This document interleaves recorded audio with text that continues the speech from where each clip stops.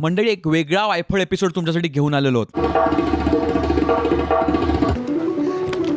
कारण हे ते अभिजात संगीत आहे, ते मरणार नाहीच. सो साऊंड चेक चालू आहे आता. हळूहळू एक एक दोन दोन आर्टिस्ट येत आहेत.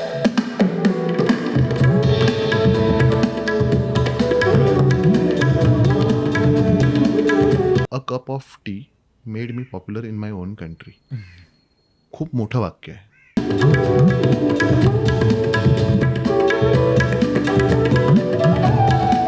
एखादा कार्यक्रम शून्यापासून कसा बनवला जातो या सगळ्याबद्दलचा एक भाग आम्ही तुमच्यासाठी आज घेऊन आलेलो आहोत. आणि आमचा प्रत्येक प्रोग्राम हा काहीतरी लोकांना नवीन बघायला मिळेल. त्याच्यातनं आम्ही काय नवीन देऊ शकू हाच प्रयत्न असतो. मग ते प्रोडक्शनमध्ये अरेंजमेंट असो, लाईट इफेक्ट असो, एक स्टेज प्रेझेन्स असो, त्या ऑडियन्सला 2 तास वाटलं पाहिजे की हां बॉस आम्ही एन्जॉय केलं.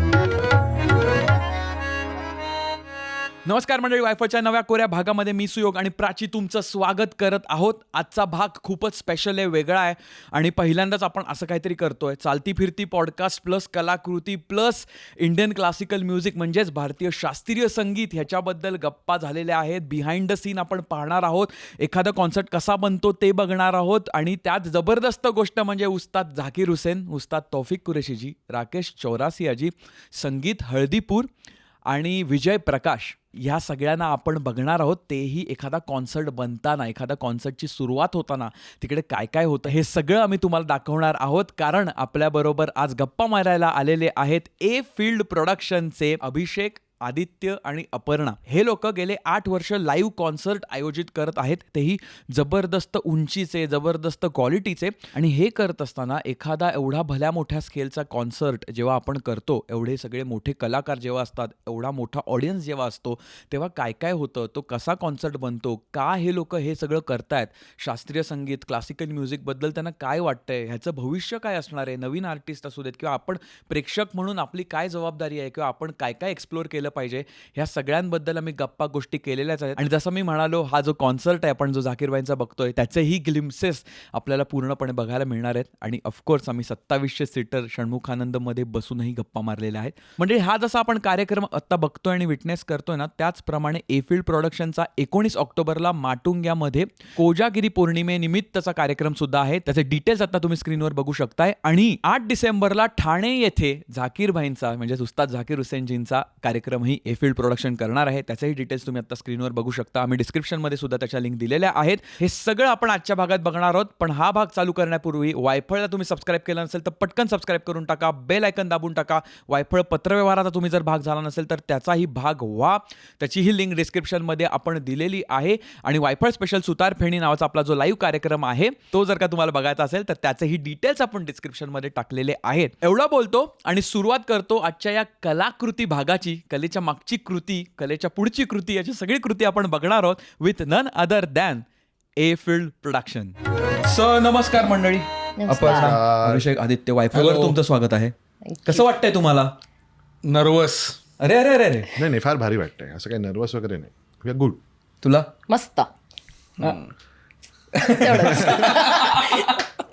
साधारणपणे ही कमी बोलणार असं तुम्हाला वाटेल, पण आम्ही तिला बोलतं करणार आहोत. हे आमचं स्वतःच एक वेगळं मिशन या कार्यक्रमात तुम्ही आज बघू शकता. आज एक नवीन इव्हेंट आहे. पहिल्यांदा 4 लोक खुर्चीत बसून वगैरे आपल्याकडे वेगळाच झोन चर्चा सत्राचा घेतलेला आहे आपण इकडे. येस. आजचा विषय खूप जबरदस्त आहे.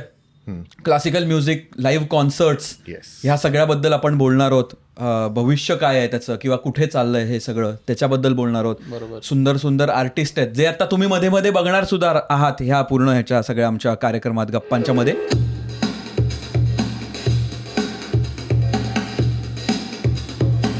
किती लोक येणार आहेत आज? आज जवळपास 2700 2700 लोक येणार आहेत आज. क्रेझी. आत्तापर्यंत साधारण किती लोकांनी तुम्ही ऑर्गनाईज केलेले कार्यक्रम पाहिले असतील? म्हणजे आत्तापर्यंत नंबर ऑफ ऑडियन्स किती झाला असेल आपला गेल्या 8 वर्षात? रफली अराउंड 50-60 हजार. 60,000, 50 ते 60,000 येस लोकांनी कार्यक्रम पाहिलेत. आणि तेही खूप जबरदस्त स्केलचे कार्यक्रम तुम्ही करताय. By God's grace. हो. आणि ते कारण मला ही जर्नी माहिती आहे, कारण मी 2011 पासनं हो तुमचा प्रवास पाहतोय. दादरात इथ्य केलेलं त्यावेळी. त्यामुळे I have seen this whole journey. त्यामुळे माझ्यासाठी फारच हे एक्साइटिंग पण आहे, पण क्युरिओसिटी पण तेवढीच आहे, कारण की आपण दरवेळी युजली तिकीट काढून कार्यक्रम बघायला जातो श्रोते Yes. ॲज अन ऑडियन्स, पण तो कार्यक्रम बनतो कसा, जाकीर भाई US वरून इकडून कसे परफॉर्म करतात, ते आपल्यासमोर कसे आले आणि त्याच्या मागे केवढ्या गोष्टी होतात हे युजली आपल्याला माहीत नसतं, आणि ते तुम्ही सगळं हाताळताय, ते त्याच्याबद्दल आपण आज बोलणार आहोत. त्यामुळे फार फार मजा येणार आहे. मज्जाच येणार आहे. मज्जा. इन जनरल तुम्हाला का असं वाटतं की लाईव्ह का पाहिलं पाहिजे लोकांनी, किंवा लाईव्हला का गेलं पाहिजे इन जनरल, काय थॉट्स आहेत त्याच्याबद्दल? Live is an experience.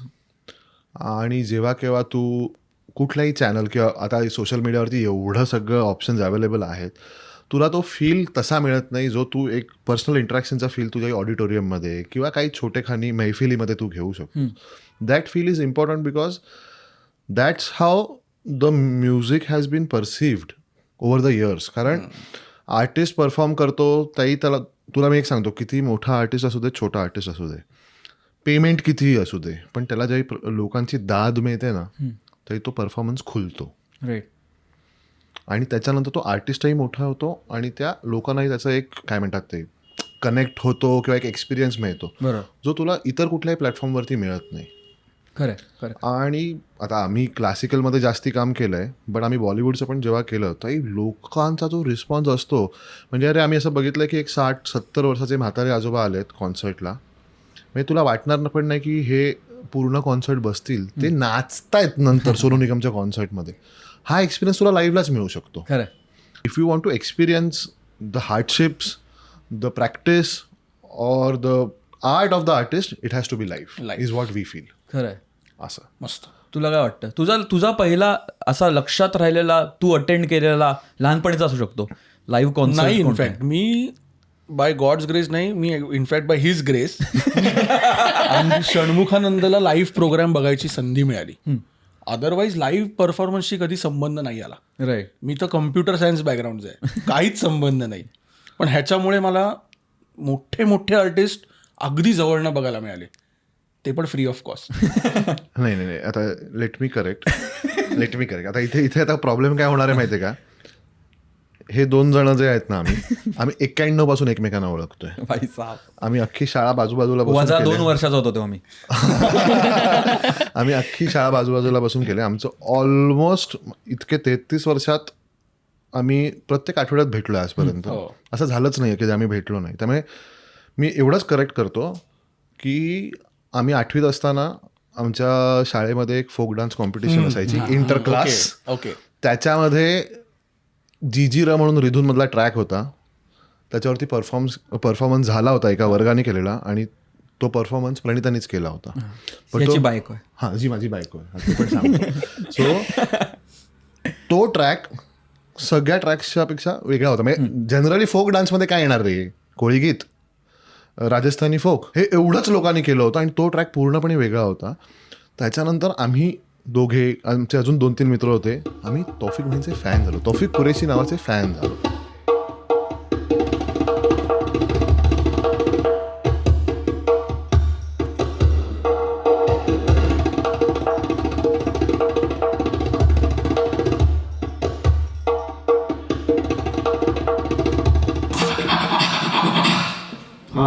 ब्रेथचं हे चालू आहे. ब्रेथचा साऊंड चेक चाललाय. येस, आजचं जे टायटल आहे कॉन्फ्लुएन्स, सो आपल्यासाठी खरं तौफिक भाई आहेत की कॉन्फ्लुएन्स आहेत एवढ्या सगळ्याचा. खरं आहे. ह्या माणसाला भेटायचं अशी बरेच वर्षाची इच्छा होती. हा रुयाला होता. मी तर डिप्लोमालाच गेलो. माझी ओव्हरऑल अभ्यासाची क्षमता बघता आईवडिलांनी सांगितलं तू डिप्लोमा कर, म्हणजे काहीतरी तू करू शकशील. आणि 2007 साली रुईयामध्ये रपास नावाचं काही रुईया परफॉर्मिंग आर्ट सोसायटी नावाची होती, त्यांनी तौफिक भाईंचा लाईव्ह परफॉर्मन्स ठेवला होता. तिथे ह्यांनी मला बोलवलं, तिथे आम्ही तौफिक भाईंना भेटलो, आणि मग तिथून तो पुढे प्रवास सुरू झाला. आणि हा जो फुकट म्हणतो ते म्हणजे बेसिकली आम्ही तौफिक भाईंचं सामान घेऊन जायचो प्रत्येक कॉन्सर्टला. त्याच्या निमित्ताने आम्ही backstage concert उभे राहून बघायचो. program बघायचो. कारण बिईंग अन ऑर्गनायझर हा आता असं म्हणतो ना, मी फ्री बघितले, फ्री बीज आमच्याकडे येतील आफ्टर दिस. तुमचा तो कार्यक्रम बघितलेला, त्याच्यात तुम्ही फ्री देता म्हणा. तुम्ही फ्री बघता असं म्हणाला, आम्हाला पण फ्री बघायचं आहे. चांगला कमाल पॉइंट आहे. पण तौफिक भाई हे Yes, तुमच्यासाठी yes. ओरिजिन स्टोरी तिथून चालू होते. ओरिजिनल स्टोरी तौफिक कुरेशी उस्ताद तौफिक कुरेशी इथूनच सुरू होते म्युझिकची आमच्या दोघांची असं. मग तिचं तुला नंतर सांगतो. तुझा काय अनुभव, तू म्युझिक रिलेटेड काय लहानपणी किंवा सो मी कॉन्सर्ट्स नाही एवढे अटेंड केले आहेत, पण मला म्युझिक इन जनरल खूप आवडते. सो कुठलीही म्युझिक, लाईक काही संबंध नसेल माझ्या लँग्वेजशी किंवा मला समजणं असण्याशी, पण मला म्युझिक इन जनरल युनिव्हर्सली खूप आवडते. सो एक तो कनेक्ट कुठे आमचा आला की म्युझिक लव्हमुळे आम्ही एकत्र येऊन एवढी वर्ष इव्हेंट करतोय. कारण लाईव्ह खतरनाक आहे ना, कारण लहानपणी आता काय होतं, शहरात लाईव्ह एक वेगळा झोन आहे, हो, गावाकडे लाईव्ह एक वेगळा वेगळा झोन आहे. एक्झॅक्टली. जसं आता मी गावाकडचा आहे, माहिती तुम्हाला, दापोली. ते पहिल्या 10 मिनिटात नाही आलं तर फाऊल मानतात. तर दापोलीला आहे, तर माझ्यासाठी पण ते रसिक रंजनला कुठचा तरी कार्यक्रम लागणार, एक नाट्यगृह असतं, बरोबर, आणि मग तिथे कोणतरी येणार परफॉर्म करणार, बरोबर, किंवा गावातले संगीत शिक्षक असतात त्यांची गुरुपौर्णिमा असते, बरोबर, आणि किंवा भजनं. ते बघितल्यावर ते जे हिट होतं ना, कारण आय थिंक आपण गाणी ऐकत असतो आपल्या, आता जशी टेक्नॉलॉजी ग्रो होत गेली तसं आपण कॅसेट बिसेट करत, ते MP3 प्लेअरपासून आयपॉड करत तर आलो सगळीकडे अवेलेबल आहे, त्यामुळे गाणी ऐकलेली असतात. पण ती आय थिंक लाईव्हला जी हिट होतात ना, त्याने एक वेगळा कनेक्ट पण त्या गाण्याबरोबर, त्या आर्टिस्ट बरोबर, किंबहुना तुम्ही ज्यांच्याबरोबर जाताय त्यांच्याबरोबर, हे सुद्धा सगळं खूप उलगडायला लागतं, फरक पडतो. आणि मी तुला सांगतो ना, लाईव्हमध्ये तू, मला आता माहिती नाही लोक कसं या गोष्टीकडे पाहतात, कारण हे बघ, म्हणजे मी तौफिक बेनकडे यायच्या आधीपर्यंत आमच्याकडे पण काय एक कार्यक्रम आहे, आपण बघायला जाऊया. पण तू जेव्हा एका कलाकाराच्या बाजूने ते बघतोस की तू एक एक्सपिरियन्स घेतोयस, कसं आहे ना, तो कुठलाही कलाकार तुझ्या समोर बसला आहे स्टेजवरती, तो किती मोठा असू दे किती छोटा असू दे, त्यांनी काहीतरी एक एफर्ट घातलाय रे, म्हणून तो तिथे बसलाय. राईट. असंच कोणी येऊन बसत नाही रे समोर की चल आता 900 लोक आहेत ना, मला गायची इच्छा आहे मी गातो, असं नाही होत लाईव्ह कॉन्सर्ट. त्यांनी एक एफर्ट टाकला असतो आणि त्याच्यामुळे तो समोर येतो. तो जो कनेक्ट असतो ना, तो फार महत्त्वाचा असतो आणि तो लाईव्हमध्येच येतो. म्हणजे आता बऱ्याचशा सोशल मीडिया प्लॅटफॉर्मवरती बरंच काही चालू आहे, आता लोक स्वतः ते सिंगल्स करून पण अपलोड करतात. बट तुला आता मी एक साधं उदाहरण सांगतो, इंस्टाग्रामवरती रील्स आहेत, त्याच्यात ते 90 सेकंदाचं असतं, ते गाण्यातला फक्त एक हुक पार्ट काढतात, बरोबर. ते 3.5 मिनिटाचं गाणं कोणाला माहितीच नसतं हे गाणं कुठलं आहे, कनेक्ट नाही होत आहे, ते तुम्ही तुमच्या पॉप्युलॅरिटीसाठी वापरताय. लाईव्हला तू येतोयस, तू कनेक्ट होतोयस त्या माणसाशी, तो माणूस तुझ्यासाठी परफॉर्म करतोय, म्हणजे इट इज स्पेसिफिक की तू समोर बसलास, हा मी तुझ्यासाठी परफॉर्म करतोय, हे वेगळं आहे. आणि it goes hand in hand, audience पण आणि कलाकार पण. आम्ही फक्त त्याचा एक माध्यम आहोत की सगळ्यांना एकत्र आणायचं. ट्रू.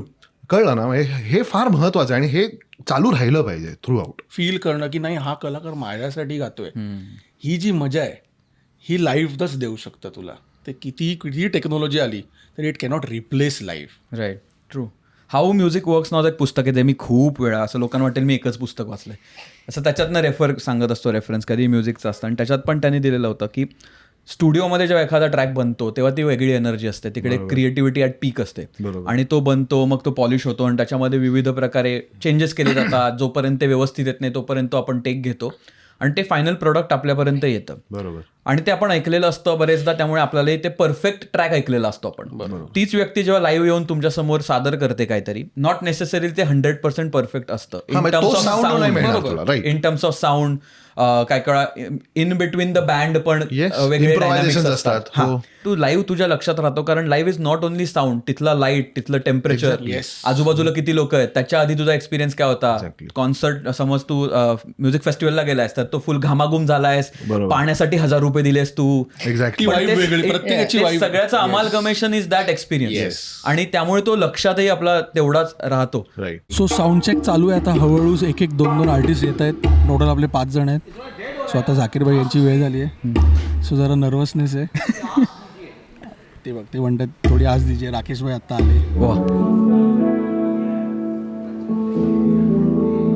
राकेशजींच्या बासरी, लाईव्ह बासरीवर मला हे बोलायला मिळतंय का, फारच बाब वाटतंय.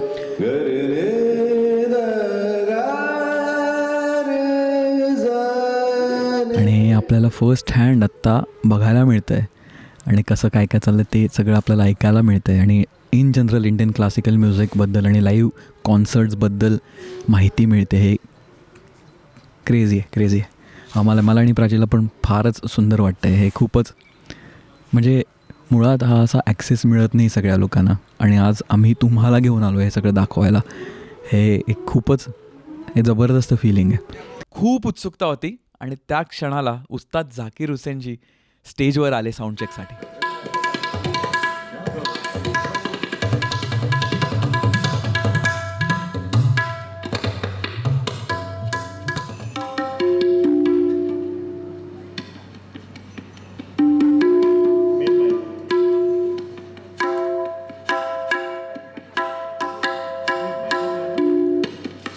ये मैंने अपना तानपुरा लाया हूँ. Seems to be good.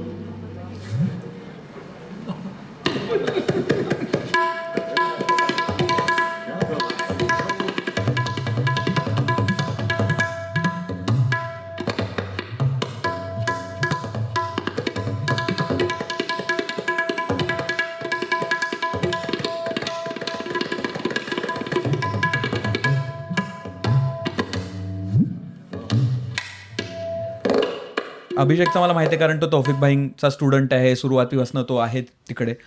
तुझा तसा म्युझिक शिकण्याकडे फार अजिबात नाही, मी काहीच शिकलो नाहीये. मग तुला का वाटलं की म्युझिक कॉन्सर्ट्स आणि प्रोग्रॅमिंग आणि ऑर्गनायझेशन मध्ये जावं? सो मी कम्प्युटर सायन्स करत असताना आमचे एक जवळचा फ्रेंड आहे, is a amazing tabla artist, Aditya Kalyanpur म्हणून. So Aditya Kalyanpur was searching that time की त्याला कोणीतरी हँडल करणारं पाहिजे होतं. अँड ही जस्ट कॅज्युअली म्हणाला तो की तू बघशील का काम. आणि माझंही फार कम्प्युटर सायन्समध्ये चांगलं जात नव्हतं. सो मी म्हटलं मीही ट्राय करतो. सो त्याच्याबरोबर मी 1 वर्ष काम केलं. तेव्हा मला अंदाज आला की हे कसं जातं, कुठे चाललंय, कसं काम करू शकतो आपण, एक आर्टिस्ट मॅनेजर म्हणून काय असतं. आणि त्याच्यात आर्टिस्ट मॅनेजर म्हणून काम करत असताना मी मोठ्या मोठ्या कंपनीजमध्ये पण बघायला लागलो की इकडे ओके यांना इकडे बोलवलं जातं. मग हे लोक मोठे ऑर्गनायझेशन्स आहेत जे classical music, Bollywood music, live music सातत्याने करतायत. आणि रॅन्डम एक दिवशी मी असंच फोन करून की मला काम करायचंय म्हणून पंचम निषाद म्हणून खूप मोठी संस्था आहे, म्हणजे ज्यांनी ऍक्च्युली क्लासिकल म्युझिक केलं इतकी वर्ष लाईव्ह मध्ये, त्यांना सहज तिकडे फोन केला की मला काम करायचंय. आणि त्यांनीही मला बोलवून ओके तू काम कर. इतक्या कॅज्युअल लेवलवर काम करून ते मी आजवर एवढा पोचलेलो आहे. So it is because of that. कमाल कमाल. आणि माझा पहिला इव्हेंट हाच मुळात पंचम निषादमध्ये असताना बरसी, अब्बाजींची बरसी, 3 फेब्रुवारी डेडिकेटेड कार्यक्रम होतो दरवर्षी षण्मुखानंदमध्ये. सो कित्येक वर्ष होतोय. सो हाच माझ्यासाठी एक भला मोठा पहिला कार्यक्रम होता, जो सकाळी 6ला चालू होतो. सकाळी 6ला चालू होतो. मी सकाळी 4 वाजता हजर झालो होतो पहिला, जो रात्री 10:30-10:30ला संपतो. पॅकअप होतो. पूर्ण दिवसभर कार्यक्रम असतो. आणि तिथपासून मग ती जर्नी सुरू झाली आहे. राईट. कमाल. तर तुझ्यासाठी ते हुक होतं, तुला त्या क्षेत्रात काम करायची. येस. अदरवाईज एक्सपिरियन्स किंवा काही नॉलेज असं काही नाही, जे शिकलोय काम करून. राईट. तर आता ह्या पूर्ण सिनारिओमध्ये बघा, एक आहे आर्टिस्ट, ओके, क्लासिकल असू दे कोणत्याही फॉर्ममध्ये, आर्टिस्ट एक आहे, ऑडियन्स एक आहे आणि ऑर्गनायझर्स तुम्ही. हे सगळं करत असताना आता आपल्याला हे थोडं थोडं माहिती होतं की क्लासिकल म्युझिक हे थोडं चॅलेंजिंग आहे टू सेल. येस. तिकीट्स, त्याचे व्हेन्यूज, तेवढी लोक येणं, it is an acquired taste. हां, तर त्याचा चॅलेंज आहे. तर तुम्ही इझी वे राऊंड घेऊ शकला असतात, दुसरा काहीतरी म्युझिक फॉर्ममध्ये घुसून किंवा दुसरा फॉर्म घेऊन किंवा कॉर्पोरेटवर फोकस करून. पण तुम्ही तसं नाही केलं. तुम्ही क्लासिकलच्या अराउंड जास्त काम करायचा निर्णय घेतला. तो का घेतला?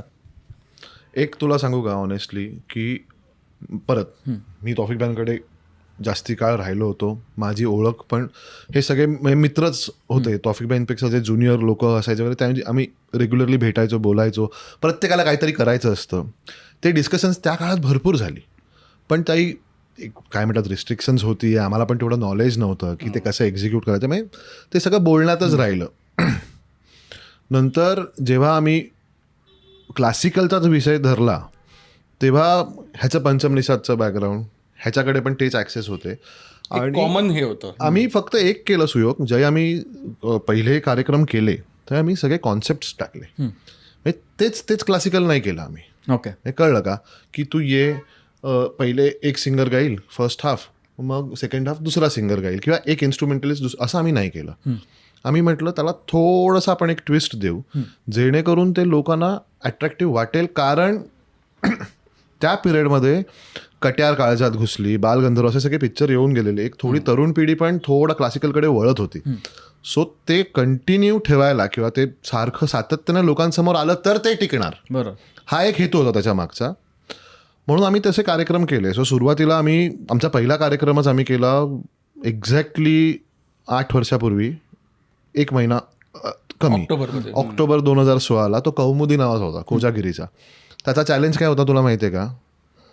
ऑडिटोरियमच लोकांना माहिती नव्हतं. म्हणजे प्रशांत दामलेंनी राहुल देशपांडेला फोन करून विचारलं होतं की हे ऑडिटोरियम कुठे आहे. तो कोजागिरीचा कार्यक्रम होता इकडे IASचं एक माणिक सभागृह रेक्लेमेशनला, लीलावतीच्या समोर. ते एका कॉलेजचं ऑडिटोरियम म्हणून फेमस आहे, पण तिकडे लोक कार्यक्रम करतील किंवा तिकडे असं संगीताचे कार्यक्रम हे माहिती नव्हतं लोकांना. आणि राहुल दादाचा आम्हाला फोन आला, अरे आपण कार्यक्रम करतोय पण लोकांना ऑडिटोरियम माहितीच नाही आहे, लोक येतील ना. आमचा फर्स्ट होता, आम्ही पण आपले शांतपणे ओके बघूया. इट वॉज 90% फुल. आणि त्याच्यात सरप्रायझिंग 10व्या का 11व्या रांगेत उर्मिला मातोंडकर बसल्या होत्या, तिकीट काढून. कोणाचाही माहितीच नाही, शिफारशीसाठी फोन नाही, काही नाही. दॅट टाइम आम्ही वी वर कॉन्फिडंट की हे आपण करतोय ते बरोबर आहे. Odd day, it was a Thursday. संध्याकाळी 6:30चा बांद्र्यात कार्यक्रम आणि 90% लोक आली. सो तो पहिला आमचा लिटमसच होता.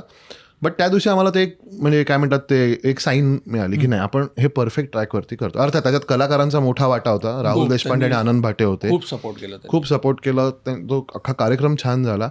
पण मग त्या दिवशी आम्ही ठरवलं की आता आपण हीच लाईन घेऊन पुढे जाऊ. बॉलिवूड करता येतं रे, बॉलिवूडला बघ, बॉलिवूड एनिवेज भरपूर एक्सपोज्ड आहे ॲज रियालिटी शोज, पण बॉलिवूडवरतीच होत आहेत. बरोबर. पण क्लासिकलचं काय? आणि सातत्याने ते समोर आणलं पाहिजे. हे बघ, म्हणजे मी तुला ऑनेस्टली सांगतो, there are lot of festivals happening. अख्ख्या महाराष्ट्रभर, भारतभर फेस्टिवल्स होत आहेत.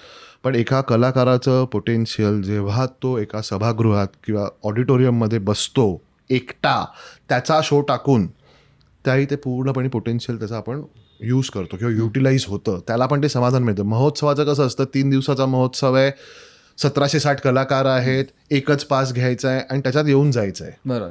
त्याला त्या कलाकाराला पण लिमिटेशन आहे, बाबा तू 1 तासच गा हां, कारण पुढे दुसरा आहे. त्यामुळे ऑडिटोरियममध्ये जाई तू सिंगल शो कुठल्याही कलाकाराचा, मी परत तुला सांगतो, छोटा किंवा मोठा, त्याही त्या कलाकाराचं पूर्ण पोटेन्शियल युटिलाइज होतं. आणि ते आम्हाला आत्ता करायचं आहे. आणि मग क्लासिकल सस्टेन होईल. राईट. कारण हे ते अभिजात संगीत आहे, ते मरणार नाहीच, पण ते चांगल्या पद्धतीने लोकांसमोर आलं तर जास्ती पसरेल. बरोबर. हा आमचा हेतू आहे. बरोबर. कारण आय थिंक तुम्ही जे करता ते बऱ्याच लोकांसाठी टेस्ट मेकिंग सुद्धा आहे. हो. कारण बऱ्याच लोक एक्सपोजच नाही आहेत. येस. तर ह्या कार्यक्रमातनं त्यांना हळूहळू गोडी लागते आणि मग फर्दर एक्सप्लोरेशन. 100%. त्याचं एक्झाम्पल मीच आहे. सो जेव्हा आम्ही स्टार्ट केलं तेव्हा मी एवढी क्लासिकल ऐकत नव्हती किंवा मला एवढं समजत नव्हतं. बट आता मला समजते, मला कळते की ते ॲक्च्युली रूट्स आहेत कुठल्याही म्युझिकचे. मी इंडियन क्लासिकल म्हणा किंवा वेस्टर्न क्लासिकल म्हणा, हे रूट्स आहेत, हे विसरून नाही चालणार. आपण बॉलिवूड आणि हे सगळं आहे, पण हे पण खरं इम्पॉर्टंट आहेतच ना. खरं.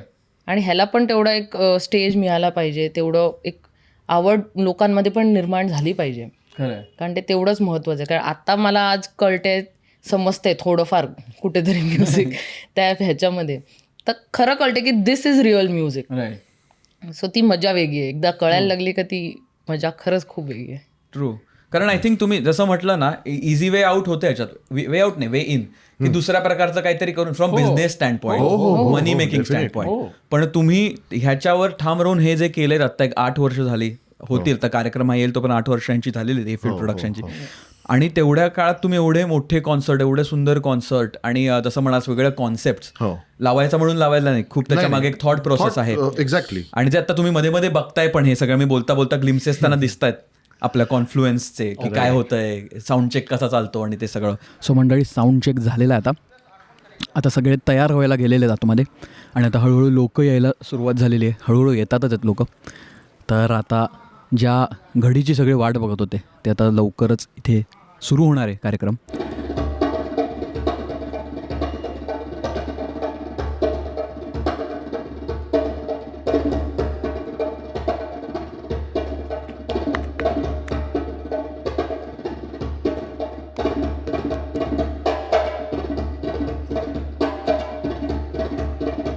पहिला कॉन्सर्ट झाला, तो चालला, तुम्हाला कळलं की आपण करू शकतो.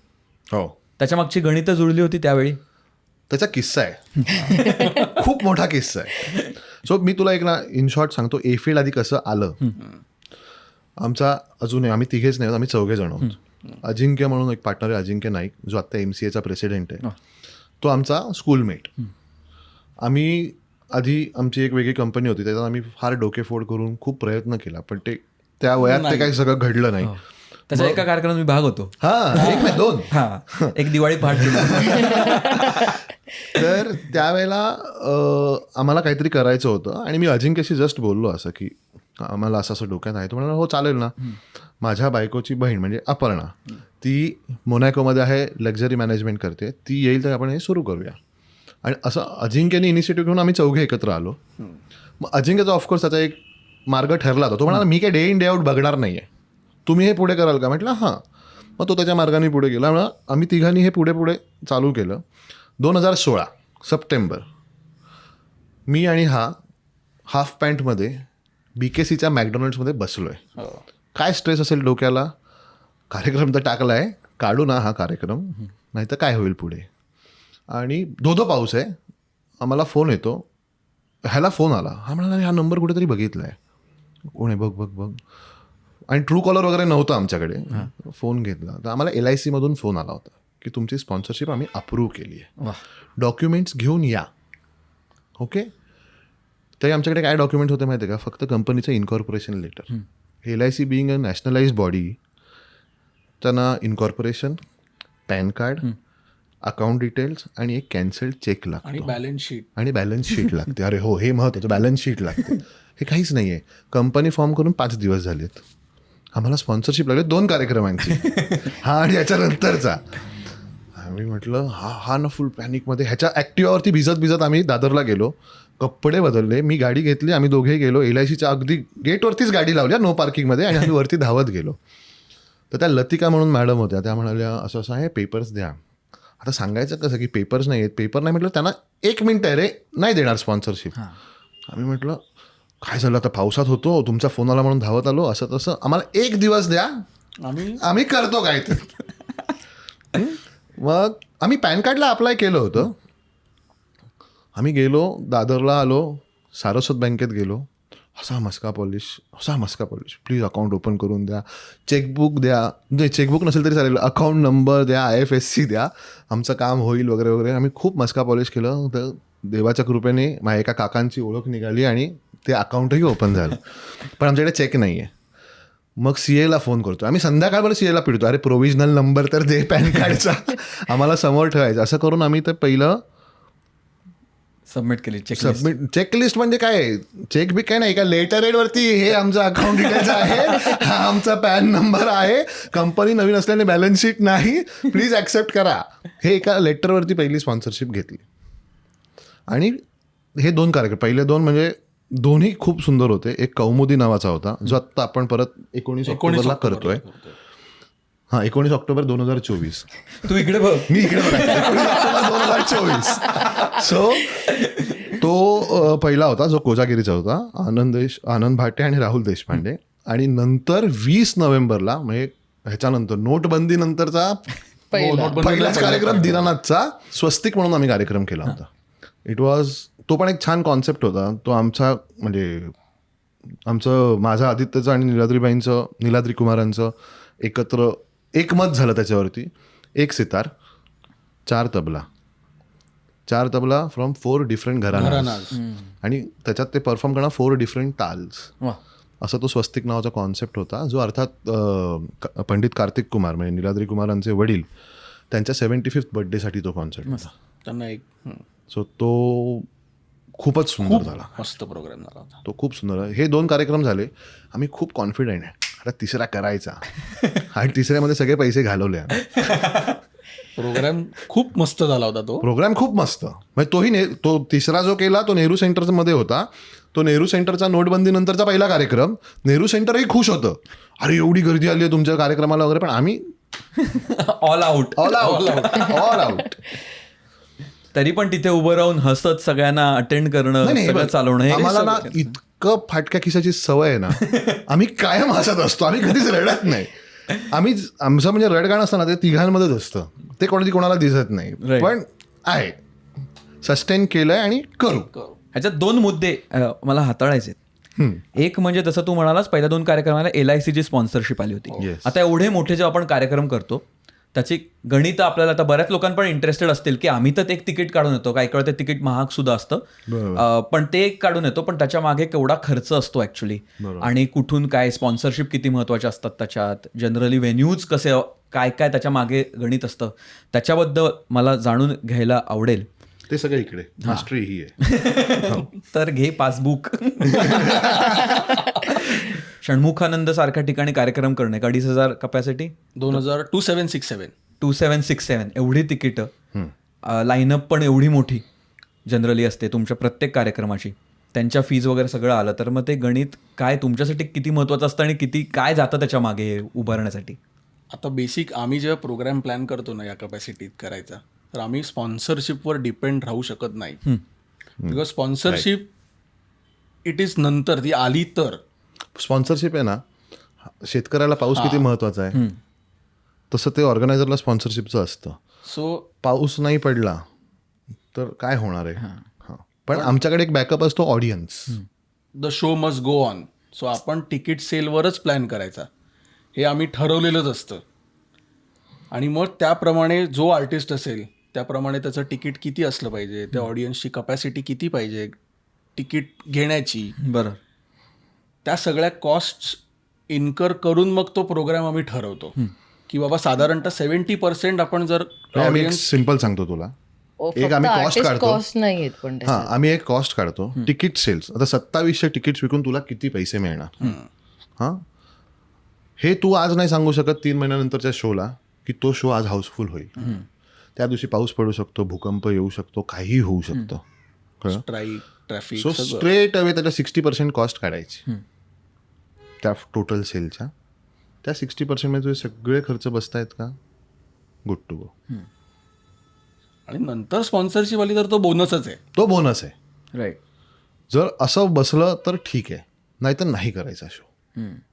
कारण आम्ही असे आधी खूप पोळलो गेलेलो त्यामुळे आम्ही एक एक्सेलच केलेली आहे, सिम्पल आहे, ह्याच्यामध्ये आपले आकडे बसले ओके तर आपण करतोय, नाही तर नाही करायचं. राईट. पण तरी ती रिस्क असते. हे बघ 60% पण इज अ ह्यूज. तू जाई 2700 मध्ये 60% म्हणजे 1620 लोक, तसा पण तो मोठा क्राऊड आहे. बरोबर. पण मग तो एक बिझनेस रिस्क किंवा रिस्क टेकिंग एबिलिटी जे काय ते तू म्हणतोस ते सगळं लागणार, नाही तर धंदा काय करणार. Right right right. सो हे एक सिम्पल एक आमचं एक वर्किंग आता ठरलं. म्हणजे हे ऑफकोर्स अनुभवाने आलाय आम्हाला. पण अगेन तुला मी सांगतो, हे गणित षण्मुखानंदाला लागलं, तो सेम आर्टिस्ट सेम सगळं हे पुण्यात नाही लागणार, ते सेम नाशिकला नाही लागणार. प्रत्येकाची एक वेगळी गणित audience बदलणार. ओके. कारण तुला एक पेईंग कॅपॅसिटी पण लोकांची लक्षात घेतली पाहिजे. म्हणजे मुंबईतलं तिकीट तू पुण्यात नाही लावू शकत, पुण्यातलं तिकीट तू नाशिकला नाही लावू शकत. राईट. सो त्याप्रमाणे सगळं ते ठरवावं लागतं. खरं आहे. सो हा सगळा तामझाम असतो. ह्याच्यात असं काही स्वस्त असं काही राहिलेलं नाही. आणि बाकीचे हेड्स वगैरे he knows it better than me. म्हणजे आता आर्टिस्ट कॉस्ट आली, प्रोडक्शन आलं, व्हेन्यू, परमिशन्स, तुझे वेंडर आले, साऊंड, लाईट, ऑडिओ, व्हिडिओ सगळं येतं त्याच्यात. तुझे अशर झाले, व्हॉलेंटियर झाले, कॅन्टीन आलं. अशर म्हणजे कोण रे? सो अशर म्हणजे जर तू व्हेन्यूला बघशील जनरली डोरकीपर्स असतात जे तुला तुझ्या पिवळ्या seat पर्यंत- shirt मधली लोकं. पिवळ्या शर्ट, पांढरी पॅन्ट, तुला व्हेन्यू सीटपर्यंत तुझ्या घेत. So those are ushers. तेही खूप महत्वाचे असतात, मोठ्या वेन्यूला ते खूप महत्व. खूप महत्वाचे असतात. सो असे बरेच छोटे छोटे हेड्स येतात. परमिशन्स येतात. Permissions play a important role. Right. कुठल्या व्हेन्यूला कुठली परमिशनला गेले प्रत्येक ठिकाणी वेगवेगळं असतं. सो ते येतं. अशी एक सगळ्यांना एकत्र घेऊन तो प्रोग्राम होतो.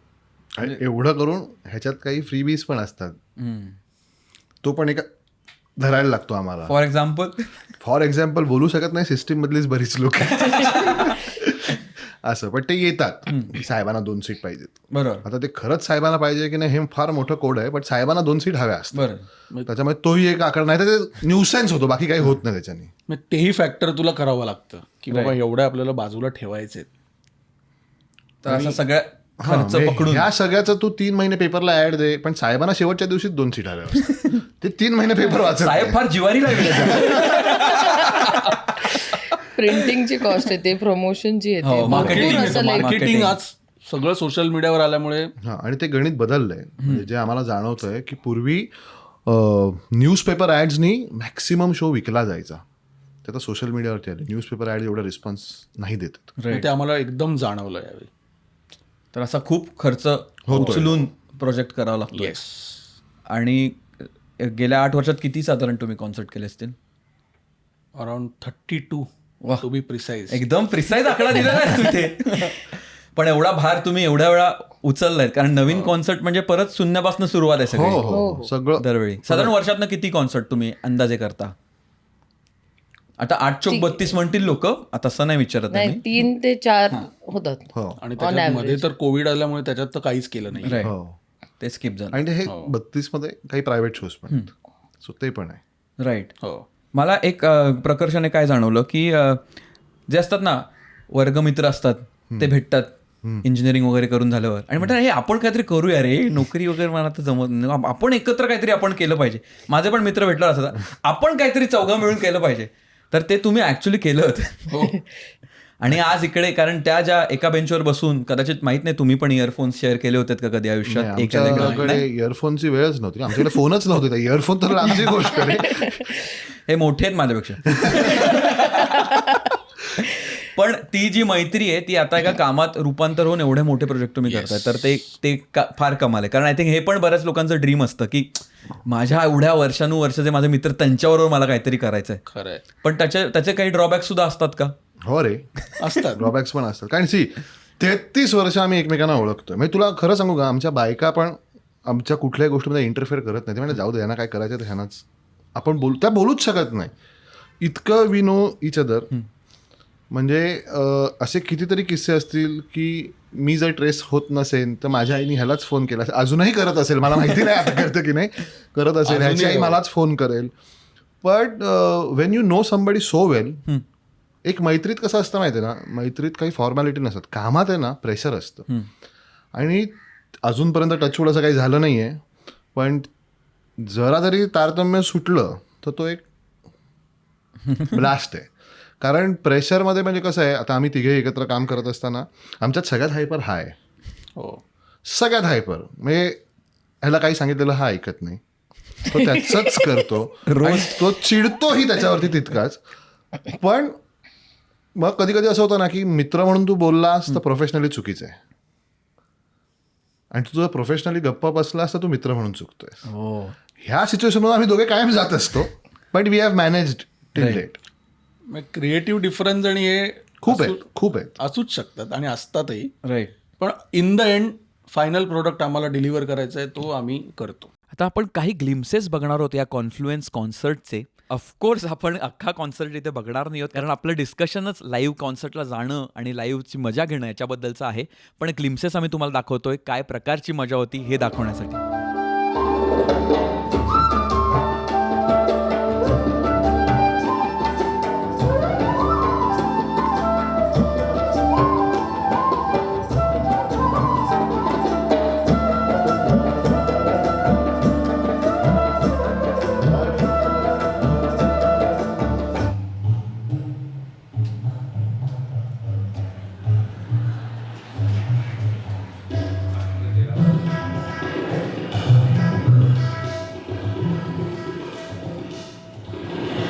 काही काही आता आम्ही असं डिपार्टमेंटली वाटून घेतलेल्या गोष्टी आहेत की ह्याच्यात तू म्हणतोस ना ते बरोबर आहे. चुकलं तर सगळ्यांची चूक, झालं बरोबर तर चांगलं आहे. जास्ती वादविवाद घालायचाच नाही. म्हणजे आम्ही कोविड नंतर जेव्हा आम्ही परत चालू केलं तर एक खरंच टास्क होता रे. म्हणजे एक तर 2 वर्ष आयडल, काही काम नाही, सगळं ठप्प झालंय, तू चालू करतोयस. बरं, तुझा जो सेक्टर आहे तो सगळ्यात लिस्ट प्रायोरिटीज आहे लोकांच्या, एंटरटेनमेंट. म्हणजे तुला कोण का प्राधान्य देईल की मला कार्यक्रम बघायचा आहे, मी तिकीट काढून जाईन ऐकायला. म्हणजे त्याच्यामधून आम्ही जेव्हा वरती येत होतो तेव्हा आम्हाला बऱ्याच लोकांनी मदत केली, पण त्यावेळी आमची खरंच फाटली होती. कारण आमच्या 2 शोज, एक तर आमची ती खासियत झाली आहे की आठवड्याच्या गॅपवरती 2 मोठे शो ठेवायचे आणि मग फिरत बसायचं आपलं, अरे हे नाही झालं ते नाही झालं करून. सो मला वाटतं किती डिसेंबर जाकीरबाईंचा होता? 11 डिसेंबर 2022. 22 जाकीर हुसेन. आणि 18 हा लगेच नेक्स्ट ह्याला 16 December 16 December Anushka Anushka Shankar live live in concert. आणि असं झालं की झाकीर भाईंचा शो वॉज सेलिंग गुड, त्याचे तिकीट सेल्सला चांगला रिस्पॉन्स होता. आणि 1 नोव्हेंबर 27-28ला मी कोकणात होतो. ह्याचा मला फोन आला, यार तो अनुष्काचा, आणि हे किती वाजता फोन यावा, म्हणजे आता कोकणात मी एकटा असतो, तिथे मला एकट्यालाच झोपायचं कारण सगळी फॅमिली मुंबईत असते. 12:30ला फोन, यार माझी फाटली आहे, हा अनुष्काचा शो काही सेल होत नाही. आणि त्याचा ॲक्च्युली 30% सेल झाला होता. एक डीप आला होता आणि मोठा डिप होता, 1-1.5 महिन्याचा डिप आहे, तो जातच नाही आहे पुढे. म्हटलं ठीक आहे, होईल रे होईल. नाही यार आपण कॅन्सल करूया. अरे म्हटलं तू थांब ना यार, रात्री 12:30 वाजता का आता झोपायची तयारी करतोय, त्यात तू झोप घालवायचे सगळे प्रश्न विचारतोयस असं. पण 1 वीक नंतर तो सोल्ड आउट झाला. असंही होतं. राईट. पण हे प्रेशर्स घेऊनच आम्ही चालत असतो. आणि हे झालं म्हणजे देवाच्या कृपेने झालं. आम्ही काय असं ठरवून कधीच नाही की आपण एकत्र काम करायचं, आपण मस्त हे कर, असं आम्ही कधीच केलं नाही आजपर्यंत. पटलं तर पटलं, नाही तर नाही आय गेस सोडलं. That is the key. जे डिसाईड करतात त्यांचं होत नाही, ज्यांनी डिसाईड नाही केलं त्यांचं झालं. We never decided. तुला कसं वाटतं यांच्यावर काम करायला? मस्त. सो आमचं एक आहे की आम्ही खूप क्लिअर असतो डे 1 पासून, की मला नाही कुठली गोष्ट पटली किंवा त्यांना कुठला माझा थॉट प्रोसेस नाही पटला, कारण आमच्या तिघांचंही खूप वेगळं आहे. सो आम्ही खूप क्लिअर असतो, असं हे माझं म्हणणं हे आहे, माझा अर्थ हे आहे, आणि मग आम्ही तिघही एका कॉमन पॉईंटवर येतो. राईट. मग असं नाही करत की नाही माझ्याप्रमाणेच झालं पाहिजे का तुझ्याप्रमाणेच झालं पाहिजे. We try to understand each other and come to a common point. So त्यामुळे बऱ्यापैकी सुरळीत चाललंय आतापर्यंत. सो आणि तसं बघशील ना तर तिघही आम्ही तापटलो, पण दिसतो हा. पण आमचं एक आहे, जरी आम्ही त्या मुवमेंटला असले ना, मी आता सपोज मी भडकली कुठल्या गोष्टीवरनं, ते दोघं शांत राहणार. एक 10-15 मिनिटांनंतर मी शांत झाली का मी फोनवर बाय सॉरी तेव्हा असत. आणि ते पण एक अंडरस्टँड करून घेतात. शांत राहण्याची पण आर्ट आहे. हो खरं. हो नाही, हे तिघांमध्ये की त्या मुवमेंटला आम्ही ती वेळ काढतो बेसिकली, की ठीक आहे समजून घ्यायला बघतो. तेही खूप महत्वाचं आहे, नाहीतर लॉंग रन मध्ये नाही होऊ शकत. ट्रू. मग हे बघ, शेवटी ना जेव्हा 4 लोक एकत्र काम करतात, ते प्रत्येकाचा एक पर्स्पेक्टिव्ह, एक माइंडसेट आणि एक थिंकिंग पॅटर्न असणार. तो तुला कुठेतरी एका कॉमन पॉईंटवर नाही आणला तर कधीच तू, मग you have to be alone then. हो. If you don't mind be alone, but if you want to work together then you have to adjust. Everybody is adjusting. It is not only you who is adjusting. Right. So ते आहे. फक्त कसं असतं, म्हणजे तुम्हाला ज्याही तुम्ही click होत नाही ना त्यावेळी हे सांभाळणं गरजेचं. एकदा क्लिक झाल्या गोष्टी ना की मग सगळंच सुरळीत होतं. जसं आपल्याकडे नॉर्मली म्हणतात ना, सुखात सगळेच बरोबर असतात, दुःखात कोणी बरोबर नसतं. सो जर दुःखात तुम्ही जास्त वेळ एकत्र काढलात ना तर सुखात सगळेच बरोबर असतात. वा. हां. सो बेसिकली आमचा तो एक पॉईंट होता ज्याही आम्हाला खरंच, म्हणजे आता हा शो आहे ना, ह्याचा एवढा एक्सपेन्स आहे, ओके आले पैसे गेले पैसे, हातात काही नाही, त्याच्यात आम्ही एकत्र राहिलो न भांडता. ते महत्वाचं होतं. आणि ती बरोबर छान वर्ष गेली सगळी आमची. खरं. आणि शिकलो त्याच्यात आम्ही. हातात काही नसताना पण हसत राहणं, लोकांना भेटणं, पुढची तयारी करणं, हे फार महत्त्वाचं होतं. नाहीतर मग आजचा हा दिवस नसता बघितला. किंवा मग तुला जी आर्टिस्टची ॲक्सेसिबिलिटी मिळते का मिळते, कारण तू सातत्याने काहीतरी करतोयस, तू लोकांसमोर येतोयस म्हणून ती मिळते. आम्ही पण करू शकलो असतो 1 वर्षात 1 शो करायचा, थांबायचं, 1 वर्ष 8 शो करायचा, नाही चालत. राईट. यू हॅव टू बी, कारण एंटरटेनमेंटमध्ये होत, सारखं लोकांच्या समोर आलं पाहिजे. आम्हाला 8 वर्षांनी जवळपास डेडिकेटेड ऑडियन्स मिळाला आहे, जो आम्हाला फॉलो करतो, जो म्हणतो की ओके आमच्या पेजवरती फॉलोअर्स पण फार नाही आहेत, 5,000 असतील, बट ते आमचे कोर आहेत. म्हणजे ज्या एरियात जो शो असेल तिथे ते येऊन बघणार. सो ते फार भारी वाटतं. त्याच्याने एक कनेक्ट आहे लोकांची. म्हणजे आता आम्हालाही कळतं रे, असं फिरताना ना कॅन्टीन बिंटीन, अरे हा माणूस आला आहे आधी पण आपल्या इकडे, किंवा ही बाई आधी पण होती आपल्या शोला. एक छान फिलिंग असतं. कारण हे बघा, आम्ही इथे ना ऑफकोर्स हा बिझनेस आहे, बट एक कनेक्टिव्हिटी जी ऑडियन्स आणि आर्टिस्ट बरोबर जी मिळून तो जो आनंद येतो ना, ती जी रात्र असते ना शोची रात्र, ती खूप भारी असते. म्हणजे तुला एक तो हॅपी हाय म्हणतो ना, तो असतो की तू लोकांना आणलंस एकत्र, त्यांनी तो कार्यक्रम एन्जॉय केला, त्यांनी त्याची उत्स्फूर्त दाद दिली, कलाकारही खुश आहेत आणि सगळे हॅपीली घरी जात आहेत. Right. So that is the happy high. True. खरं. कारण 2700 वगैरे लोक तिथे जमा करणार ही मुळात हेच केवढा मोठा टास्क आहे. आणि मग त्यांचा experience is the second half. एवढ्या ह्या तुमच्या पूर्ण प्रवासामध्ये कोणत्या कोणत्या प्रकारच्या आर्टिस्टबरोबर तुम्ही आत्तापर्यंत कामं केली आहेत आणि त्याच्याबद्दल काय असं एखादा आर्टिस्ट त्याने काहीतरी शिकवून गेला? आय थिंक प्रत्येक कॉन्सर्टमध्ये प्रत्येक जण काहीतरी शिकवतच असणार आहे. म्हणजे नुसता आर्टिस्ट असं नाही, प्रत्येक वेंडर पण आपल्याला शिकवून जातो, राईट. ऑडियन्स शिकवून जातो. तर मग आर्टिस्टचं जर म्हणायचं झालं तर काय आत्ता तुझ्या डोक्यात येतं असे कुठचा? खूप आर्टिस्ट आहेत रे, खूप आर्टिस्ट आहेत. म्हणजे आम्हाला फॉर्च्युनेटली राहुल देशपांडे, राहुल दादा, आनंद भाटे, तौफिक कुरेशी, नीलाद्री कुमार, परत मग Kavita Krishnamurthy, Ustad Zakir Hussain, Hariprasad Chaurasia the living legend, Rakesh Chaurasia, the list अशी चालूच आहे. शंकर महादेवन. मला एक किस्सा असा सांगायला वाटतो तुला. किस्से सांगणारा मी आहे ना आमच्या ग्रुपमध्ये. आणि याद्या तो देतो. सो आम्ही वसईला एक इतिहास म्हणून कॉन्सर्ट केला होता आणि त्या कॉन्सर्टमध्ये इट वॉज उस्ताद जाकीर हुसेन, शंकर महादेवन, जिनो बँक, संजय दिवेचा, सौमिल शृंगारपुरे, वरद काठापूरकर, अमित पाध्ये, अजून बस शेल्डन डिसिल्वा बेस गिटार. आणि 7चा शो होता. 7 वाजताचा शो होता आणि 5ची साऊंड चेकची वेळ ठरलेली. हे सगळे ज्युनियर आर्टिस्ट सगळे आधीच आले होते, त्यांनी त्यांचं केलं होतं. जिनोच सगळ्यात पहिला आला कारण त्याला सगळ्यात जास्त वेळ लागणार होता. 5ला सगळ्यांनी यायचं असं ठरलं होतं. आणि काय यार ते वेस्टर्न एक्सप्रेसवेचं ट्रॅफिक जाकीर भाईंना थोडा लेट झाला. त्याच्यात मला असं शंकरजींकडनं शिकायला मिळालं. ते 4:55 ते पोचले होते कारण ते वाशीवरनं आले होते, मला वाटतं घोडबंदर घेऊन. राईट. सो त्यांनी एवढं वातावरण हलकं ठेवलं ना, म्हणजे ते आम्हाला स्ट्रेस देऊ शकले असते तेव्हा, पण त्यांनी नाही दिला. ते पहिले आले, त्यांनी 5 मिनिटात साऊंड चेक केला आणि मग ते म्हणाले अभि देखते उस्तादजी काय. आणि त्यांना थोडासा उस्तादजींना लेट झाला, ऑडियन्स पण आला होता वगैरे वगैरे. तर मी असा टेन्शनमध्ये होतो. साऊंड इंजिनियर होते आमचे मुजीब दादरकर. क्या हुआ आहे म्हटलं, माझी फाटली आता, मला तो 5,000 ऑडियन्सचा आवाज कानात पडतोय आणि जरा लेट होतोय तर मी डिस्टर्ब. आणि अरे ऑडियन्स पण काय बघत होते, जे कोण स्पॉन्सर होते त्यांच्या एव्ही चालू होते, दुसरं काहीच नाही. जे काय तिकडे खायला ठेवलेलं तेही संपलं होतं.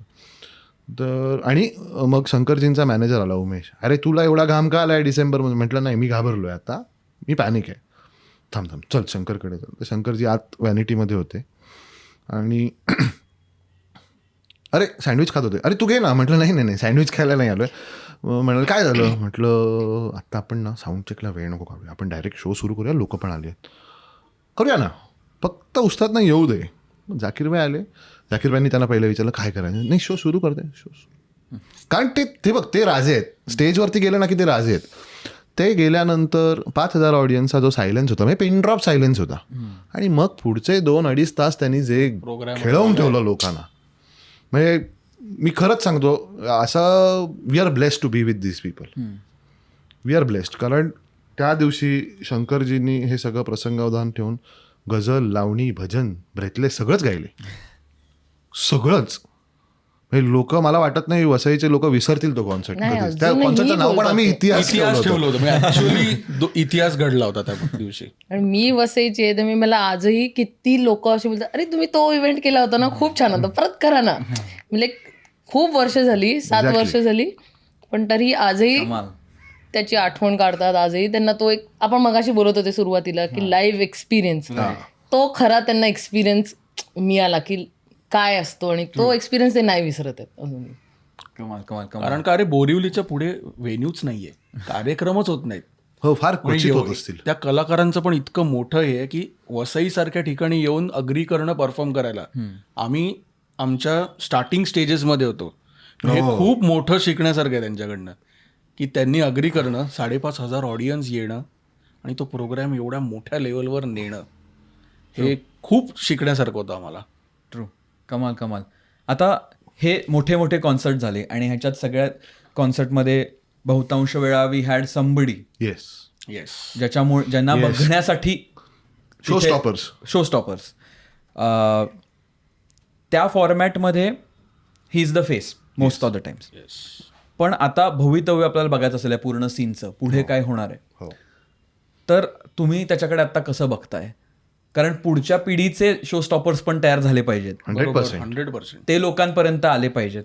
कारण तुम्ही त्यातला एक मेन दुवा आहात. You are the bridge between the artist and the audience. कारण तुम्ही येता तेव्हा तो कॉन्सर्ट बनतो आणि तेव्हा लोक गेट टू इंटरॅक्ट आणि ती केमिस्ट्री त्यांची होते. राईट. तर मग आत्तापर्यंतचा एस्टॅब्लिश सीन ते आता पुढे काय होईल किंवा आपण काय केलं पाहिजे त्याच्याबद्दल आपण थोडं आय थिंक बोलूया. त्याच्यात ऑर्गनायझेशन पर्स्पेक्टिव्हने पण आपण बोलूया की कोणत्या प्रकारच्या आर्टिस्टना आपण प्लॅटफॉर्म दिला पाहिजे, त्यांना कसं प्रमोट केलं पाहिजे. आणि मग आपण ऑडियन्स पर्स्पेक्टिव्हने सुद्धा बोलूया की ऑडियन्स म्हणून, आज मी प्रेक्षक म्हणून मी काय केलं पाहिजे माझ्या आनंदासाठी. जरी तो नवीन आर्टिस्ट आहे पण मी माझ्या आनंदासाठी काय केलं पाहिजे आणि तो सीन कसा डेव्हलप करता येईल. आमचं असं आहे की त्यांनाही एक स्टेज कुठेतरी मिळायला पाहिजे, तेव्हा कुठे ते त्यांनाही एक प्रोत्साहन झालं पाहिजे. सो आम्ही कौमुदी केला होता, त्याच्यातही आम्ही यंग आर्टिस्टला एक प्लॅटफॉर्म दिला होता. त्याच्यात आपण सारंग कुलकर्णी, अभय नायमपल्ली, दीपेश वर्मा ह्यांचा एक शो केला होता. सो आमचं असं नाही की आम्ही फक्त मोठ्या आर्टिस्ट किंवा एस्टॅब्लिश आर्टिस्ट बरोबरही फक्त करतो. आम्ही हे यंग आर्टिस्टलाही तेवढंच जस्टिस करायला बघतो in terms of giving them a chance. बरं. पण ते ऑडियन्सवर पण तेवढंच आहे की त्यांनीही तेवढी त्यांना दाद दिली पाहिजे की तुम्ही गेले पाहिजे त्यांच्याही शोला. कारण त्यांना पण एक समजते की मी कुठे इम्प्रूव्ह केलं पाहिजे, कुठे हे झालं पाहिजे. शेवटी हळूहळू करूनच स्टार होतो. पटकन एका दिवसात कोण स्टार नाही होत. एका दिवसात पण जर स्टार व्हायचा तो एक दिवस तरी मिळाला पाहिजे त्यांना, आणि तो ऑडियन्सच देऊ शकतो. राईट. True true. ते म्युझिक ऐकायला पाहिजे, ते म्युझिक आम्ही प्रेझेंट केलं पाहिजे. त्यांना आम्ही जर प्रेझेंट केलं तर ऑडियन्स येऊन बघेल, ते त्यांची परसेप्शन्स बनवून नाही बाबा ह्यांना आपण प्रोत्साहन दिलं पाहिजे अटेंड करून. राईट. सो ते आम्हाला पण एक मोटिवेशन आहे की यंग म्युझिशियन्सना आपण जास्तीत जास्त फीचर करू शकतो. खरं.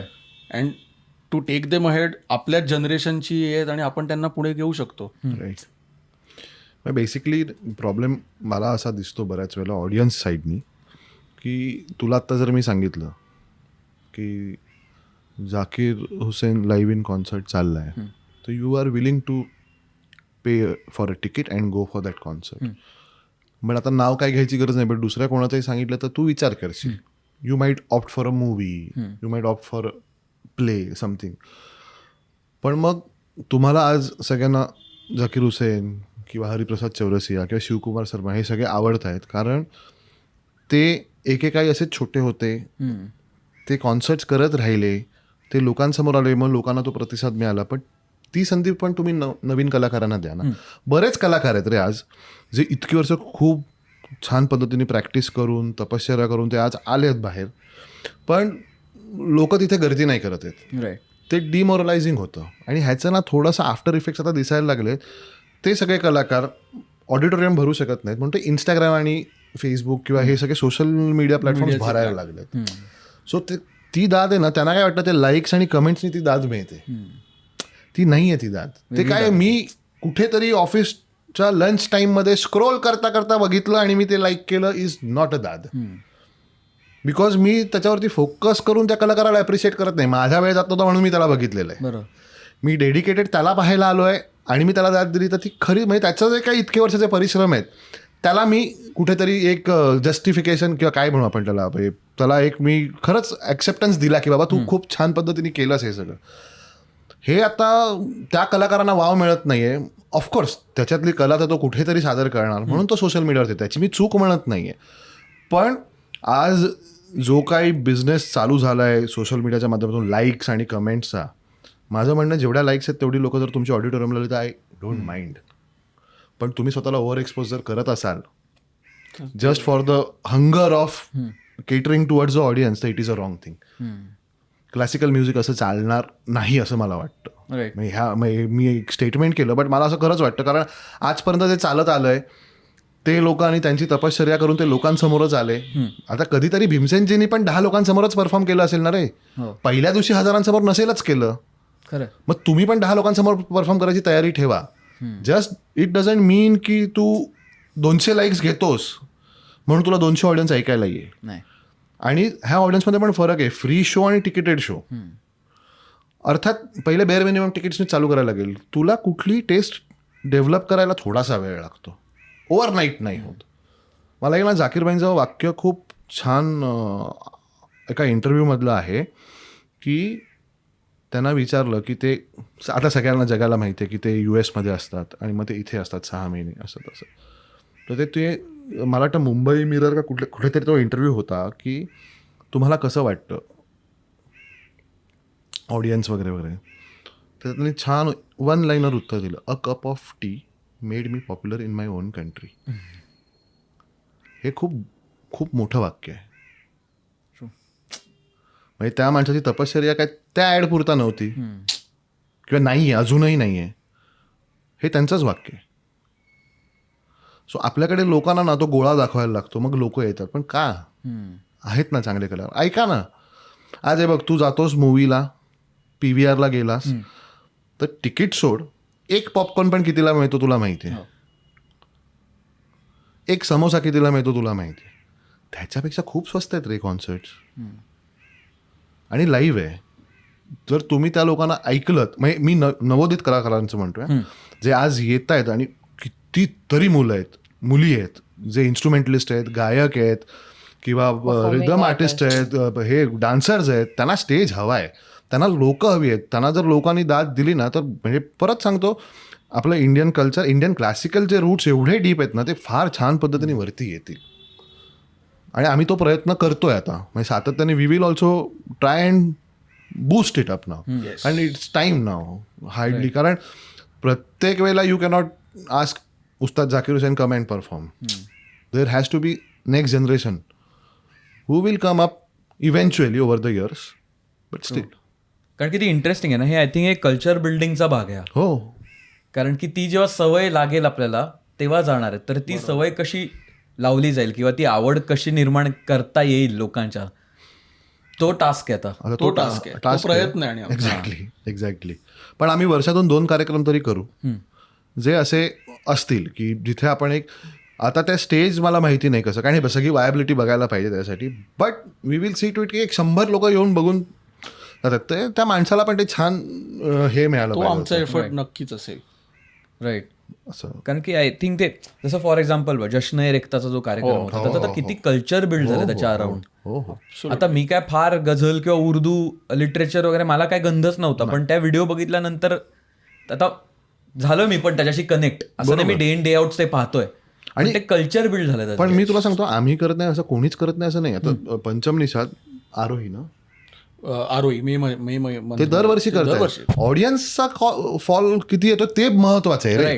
ते दरवर्षी भरपूर लोक करतात. आम्ही नाही म्हणत नाही. आमच्याकडनं आम्ही एक नवीन प्रेझेंट करायचा प्रयत्न करू.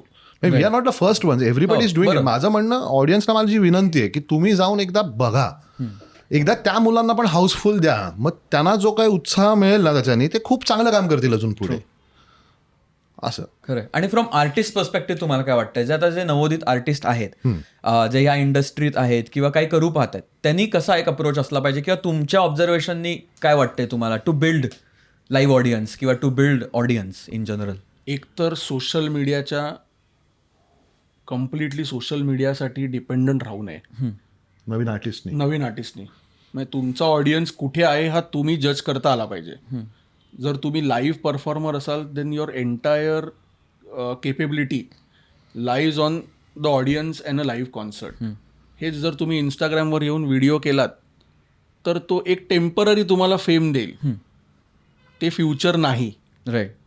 सो तसं असेल तर मग प्रत्येक परफॉर्मरनी ठरवायला पाहिजे आणि त्याप्रमाणे त्यांनी त्यांची डिरेक्शन म्हणता येईल आपल्याला, एक डिरेक्शन ठरवलं पाहिजे.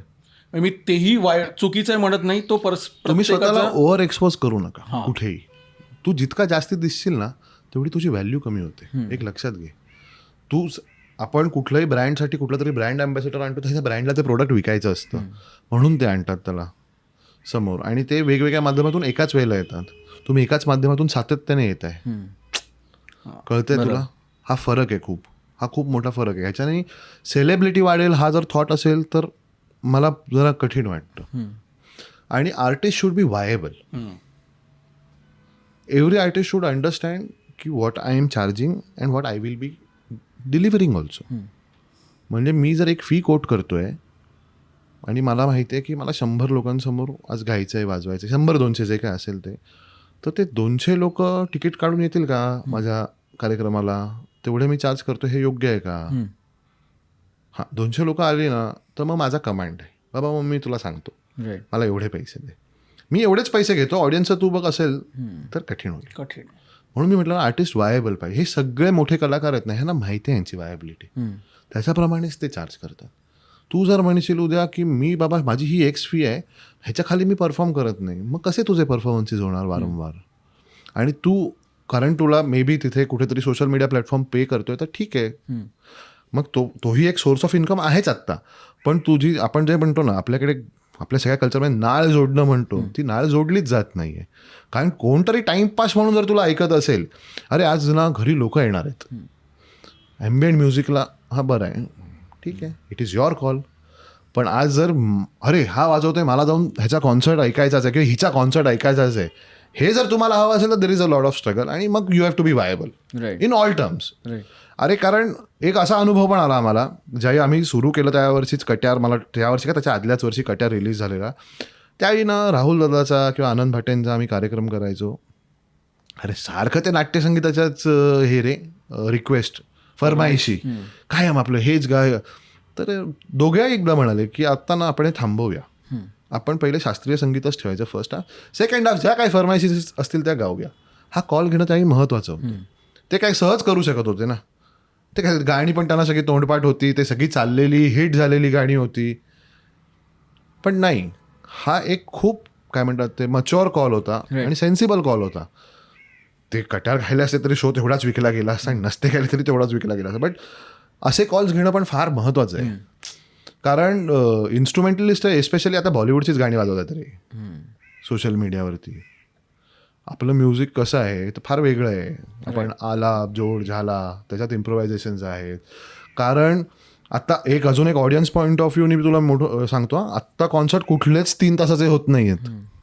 कारण सिटिंग कॅपॅसिटीच कमी झाली आहे लोकांची. लोकांना एक 1.25 तासानंतर ब्रेक लागतो. आणि जर तू शास्त्रीय संगीत म्हणशील ना तर तो 1 तासाने तो रंगलेला असतो, त्याही तो कुठेतरी द्रुतमध्ये वगैरे गेला असतो. होतच नाही आहे, होतच नाही आहे. तर एक ऑडियन्सला पण त्या आर्टची किंवा त्या आर्टिस्टबद्दल एक सिरियसनेस राहत नाही. कारण सोशल मीडिया हे एक टाइमपास झालं आहे आता. सो मी जर त्याच्यावर बघते तर एक माझं परसेप्शन क्रिएट होतं त्या व्यक्तीबद्दल किंवा त्या मी बघणाऱ्या गोष्टीबद्दल.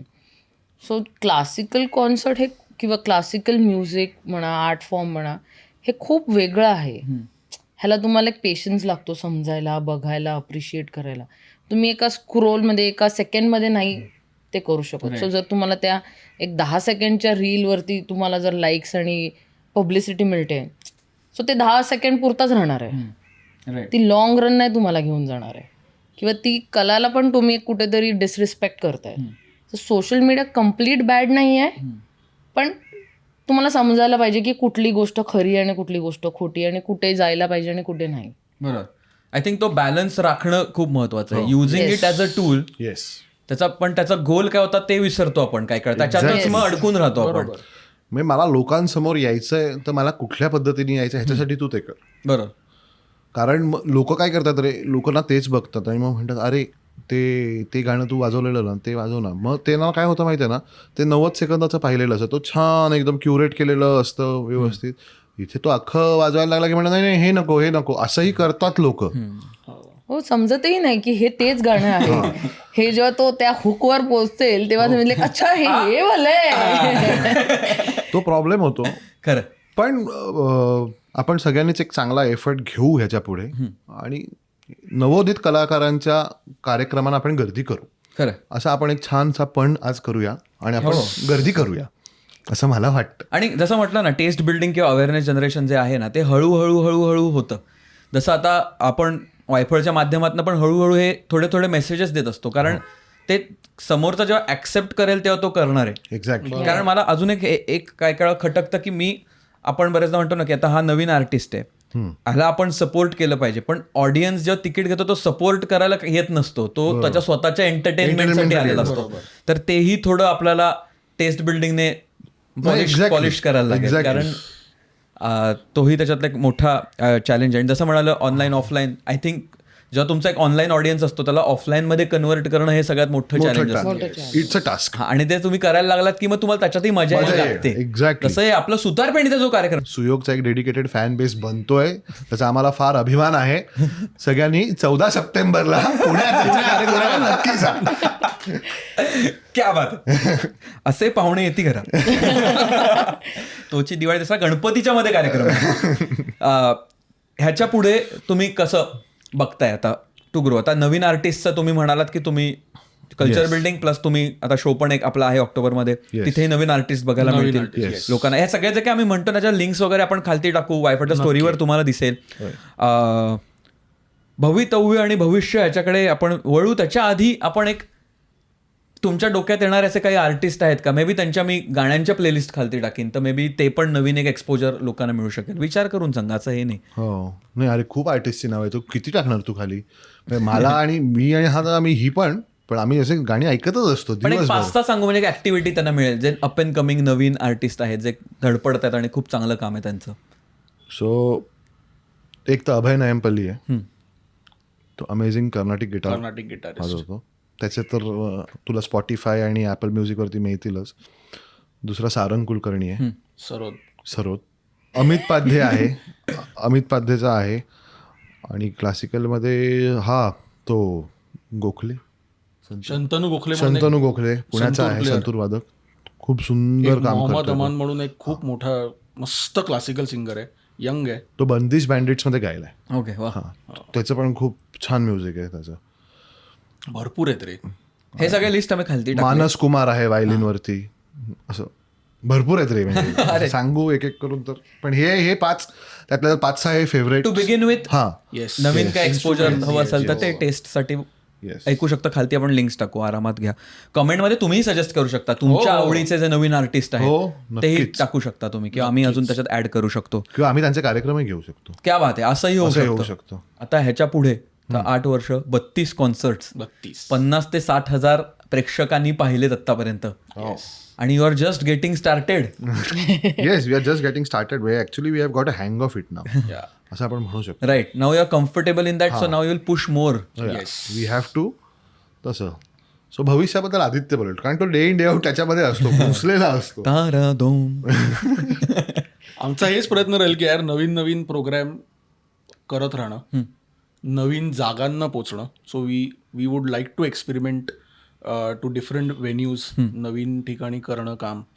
अर्थात तो बॅलेन्स साधणं कमर्शियल कॉन्सर्ट्सचा आणि बिझनेस मॉड्यूल, हे एक टास्क, ही जर्नी चालूच असणार आहे. राईट. सो आमचा एक नवीन प्रयत्न असेल की ऑफकोर्स लेट्स होप आम्हाला इंटरनॅशनल जाता येईल, तो एक एम ठेवू आम्ही. सो अशा दृष्टीने आमचे प्रोग्राम्स करत राहणं आणि लाईव्ह इंडस्ट्री आमच्या पद्धतीने पुढे नेणं हा आमचा एक हेतू असेल. एक अजून तुम्ही जे ऑडियन्स बघतात त्यांनी एक नोटीस केलं असेल की आम्ही न्यू कॉन्सेप्ट डेव्हलप करतो. सो एक तेही प्रयत्न सुरू असतो की प्रॉपर असं लाईक कोण आत्ता आमची आपली जनरेशन 4 तास नाही कोण आला किंवा हे सगळं बघणार, पण एक न्यू कॉन्सेप्ट दिला, एक नवीन पद्धतीने प्रेझेंट केलं तर ती पण एक ओढ लागते. सो तोही प्रयत्न आहे की नवीन कॉन्सेप्ट डेव्हलप करणं, नवीन वेनी ती गोष्ट प्रेझेंट करणं, लोकांसमोर आणणं. सो आधीचे पण काही, जसं स्वस्तिकचा मगाशी अभिषेक म्हणाला, तो एक कॉन्सेप्ट होता. अथांगचा कॉन्सेप्ट आहे, त्याच्यात तेवढी आर्टिस्टची पण साथ लागते आणि फॉर्च्युनेटली आम्हाला ती तेव्हा मिळाली आहे, नेहमीच मिळाली आहे. सो अथांगचा किस्सा तुला सांगायचा आहे अभिषेक? अरे ऍक्च्युली ना, हे कॉन्सेप्ट आम्ही डेव्हलप करतो ना, आमची खूप हालत खराब होते. वी आर ना व्हेरी बॅड ॲट नेम्स. म्हणजे ना आत्ता कसं आहे माहिती, डोक्यात आलं होतं की तौफिक भाई आणि राहुल आपण एक कोलॅब करूया, हा मस्त जाईल. कारण राहुल देशपांडेकडे एक हे एक्सपेरिमेंटल त्याचं नेचर आहे की हा चला चॅलेंज हे करूया, तसं करूया. आम्ही आपला राहुल दादाला पहिले फोन केला, तो म्हणाला हो, ह्यालाच म्हणाला हो चालेल करूया. आणि नंतर तौफिक भाई पण ओके होते रे, म्हणाले हो करूया, मला काहीच प्रॉब्लेम नाही आहे. मग काय करायचं? तर आता ह्याच्यात एक सिम्पल होतं, राहुल दादा येऊन बसणार, तो त्याचं गाणार, तौफिक भाई एक अकंपनिस्टच्या भूमिकेतच जाणार डायरेक्टली. मग ठरवलं की तसं नको करूया आपण. मग आपण काय करूया, तर वी विल रिक्वेस्ट तौफिक भाई की जर आपण इन्स्ट्रुमेंट्सवरती काही एक्सपेरिमेंट करू शकतो का. मग आमच्या डोक्यात आलं की आपण रिधूनमधले काही ट्रॅक्स आहेत तेच आपण रिक्वेस्ट केली, आणि जर राहुल दादा तयार झाला तर होईल का, आणि झाला तो तयार. सो त्याच्यामध्ये त्या कॉन्सर्टमध्ये 7 का 8 परफॉर्मन्सेस आहेत, आणि प्रत्येक परफॉर्मन्समध्ये वेगळं इन्स्ट्रुमेंट आहे, आणि किंवा काही तर फक्त वोकल्सवरतीच परफॉर्म केलेले आहेत, आणि एंडला भैरवी आहे कारण तो गायनाचा कार्यक्रम होतो. असा तो आम्ही कॉन्सेप्ट केला. आम्ही हा सगळा डिझाईन केला, सगळं ओके. नाव काय ठेवायचं. आणि आम्ही इतके वाईट होत ना नावांमध्ये की आम्ही गुगल बिगल करून पण आम्हाला काहीच सुचत नाही. आम्ही भिका मागतो लोकांनी, नाव सुचवणं. मग असं हे दोघांपैकीच कोणतं, पण हे ना असं इन्फिनिटी असं वाटतं. मग काय ठेवूया. हां, आणि त्याच्यात आम्ही अच्युत पालवांना फोन करायचो, ओ नाव सुचवा ना, थंडी टाईट डिझायनिंग करायचं. तर ते बिचारे ते आपल्याला म्हणजे चांगले रिलेशन आहेत म्हणून ते आपले नेहमी आपले हो बघूया. तर त्यावेळेला तेही वैतागले होते, म्हणजे त्यांना काहीतरी कामात असतील वगैरे वगैरे. म्हणजे अरे काय दरवेळेला काय नाव सुचवा, डिझायनिंगचं काम माझं आहे. मग ते कुठून सुचलं माहीत नाही, पण आम्ही अथांग नाव ठेवलं, आणि मग त्याच्यात त्यांनी तो अचा जो स्ट्रोक आहे तो असा त्यांनी एंडपर्यंत ठेवला, म्हणजे ते इन्फिनिट मस्त. It is infinite. असा तो कॉन्सेप्ट तुम्ही किस्सा आहे तो. सत्यात उतरवला. त्याच्यात अजून एक किस्सा असा झाला की तौफिक भाईंनी मला मेसेज केला, अरे जाकीर, इट वॉज फेब्रुवारी 2017. 2017 या हां, 16 फेब्रुवारी 2017 आणि बुधवार. रवींद्र नाट्य मंदिरला प्रयोग. पण मिडवीक Midweek. त्याचं एक वेगळं चॅलेंज. हा, वेगळंच चाल. नाही शो वेंट वेल 90%. नाही पण इन ऑर्गनायझेशन नाही. मिडवीकचं पण तेच तुला सांगतो, त्याची आम्हाला पावती कुठल्या माणसाने दिली तुला सांगतो. मला तौफिक भाईंचा आदल्या दिवशी मेसेज आला की अरे जाकीर भाई पण टाऊनमध्ये आहेत तर मेसेज टाक. तर मी फोन केला, म्हटलं तौफिक भाई मी कसा मेसेज टाकू, आपण कायम विद्यार्थ्यांच्या भूमिकेत. आम्ही अजूनही असं ॲज अ ऑर्गनायझर समोर नाही जात त्यांच्या, आम्ही आपल्या कायम विद्यार्थ्यांच्या भूमिकेत. म्हणजे अरे तू ऑर्गनाईज करतोस, तू टाकला. म्हटलं नाही तुम्ही टाका ना. ते म्हणलं नाही मी नाही टाकणार, टाकायचं तर टाक तू, पण मी तुला सांगतो तू टाकावा हा मेसेज. मीही परफॉर्म करतोय आणि तू ऑर्गनाईज करतोय, सो त्यांच्या कानावरती ते गेलं पाहिजे. मी आपला मेसेज टाकला, व्हॉट्सॲप केला, म्हटलं आपल्याला ब्लू टिक वगैरे काहीतरी कळेल. अरे काहीच नाही, रिप्लायच नाही. आणि आम्ही आपले रवींद्रचं ॲज युजल जे काय सगळं होतं ते सगळं करून शो सुरू झाला. आणि माझा ड्रायव्हरचा फोन आला, रे हो ते तबला वाजवणारे आले आहेत. आणि योगेश समसे ऑलरेडी आत येऊन बसले होते. हा म्हटलं माहिती आहे रे मला, बसले आहेत ते. तो म्हटलं हो ते आहे, ते मोठे तबला वाजवणारे आले आहेत. आता म्हटलं कोण आहे. मग आमच्या बरोबर एक रोहित आणि सिद्धांत म्हणून असतात व्हॉलेंटियर, त्यांनी फोन, सर जाकीर भाई आले. म्हणाले काय म्हणतो. धावत बाहेर गेलो, जाकीर भाई आले. आणि आम्ही रवींद्रमध्ये आज शिरताना जाकीर भाईंनी ऑडियन्सचं गेट ओपन केलं, पूर्ण असं म्हणजे 180 डिग्री मान फिरवली, बाहेर आले आणि म्हणले you have got a good audience on a Wednesday. ही पावती आम्हाला फार महत्त्वाची होती. आणि त्याच्यानंतर अजून त्याचा एक पुढचा किस्सा सांगतो. ते आले आणि म्हणाले मी बॅकस्टेजच बसणार आहे. आता जाकीरबाई असे बसलेत. हां, आदित्य ओक हार्मोनियमवर होता, तो पाठमोर आहे. राहुल दादा ऑडियन्सकडे फेस करू नये. जाकीरबाईंच्या डोळ्यासमोर प्रसाद पाध्ये आहे तबला वाजवताना, आणि तो हल्ला रे. त्याला काय आणि तो आता जागा पण नाही बदलू शकत. तो असा बसला आणि असे जाकीरबाई समोर आहेत, विंगेतून त्याला दिसत आहेत. तो म्हणतो अरे आधी तरी सांगायचं ना मला, मी थोडा. अरे म्हटलं आम्हालाही नव्हतं माहिती ते येणार आहेत ते. आणि अख्खा कॉन्सर्ट अटेंड करून ते गेले. क्या बात आहे. सो ती पावती आम्हाला फार महत्त्वाची होती. ज्याही ते म्हणाले ना you have got a good audience on a Wednesday.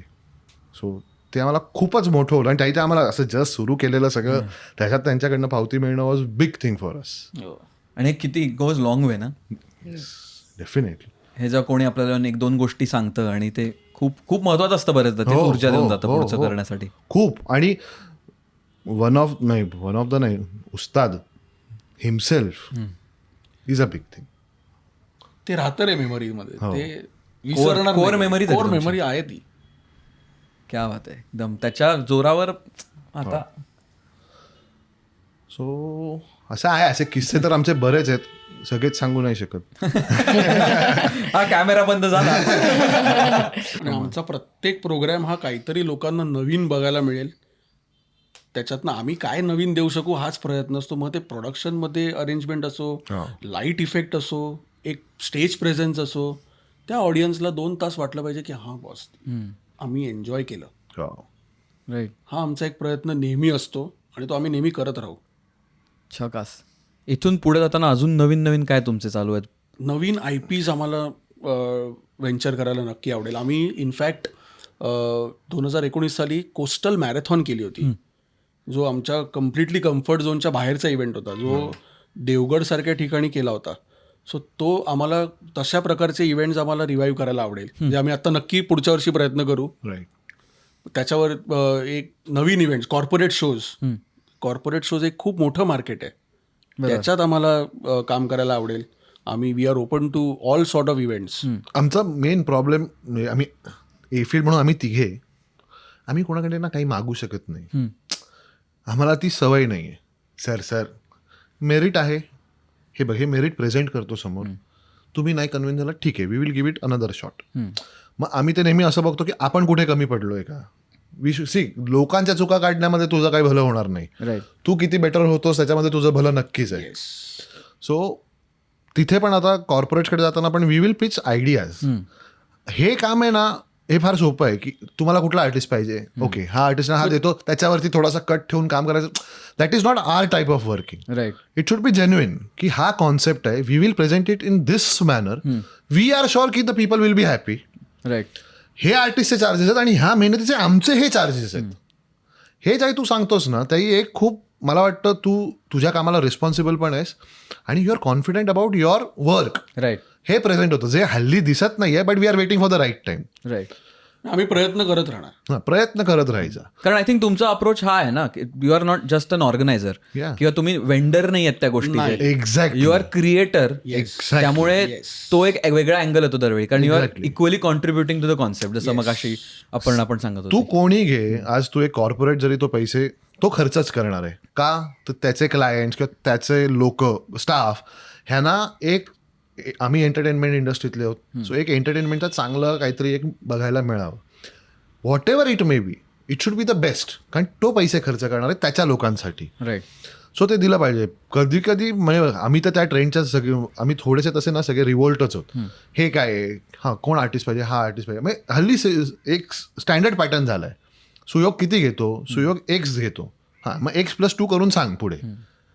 मग ह्याच्यात मी काय करतो, तर मी 2 फोन कंपनीला करतो, 2 फोन सुयोगला करतो, माझ्याकडे पेमेंट येतं, मी X पाठवतो, +2 माझ्याकडे राहिले. हे काम करण्यात तुला काहीच नाविन्य नाही ना रे. हे दलालाचं काम झालं आणि आम्ही दलाल नाही आहोत. Right. We are organisers, we are curators.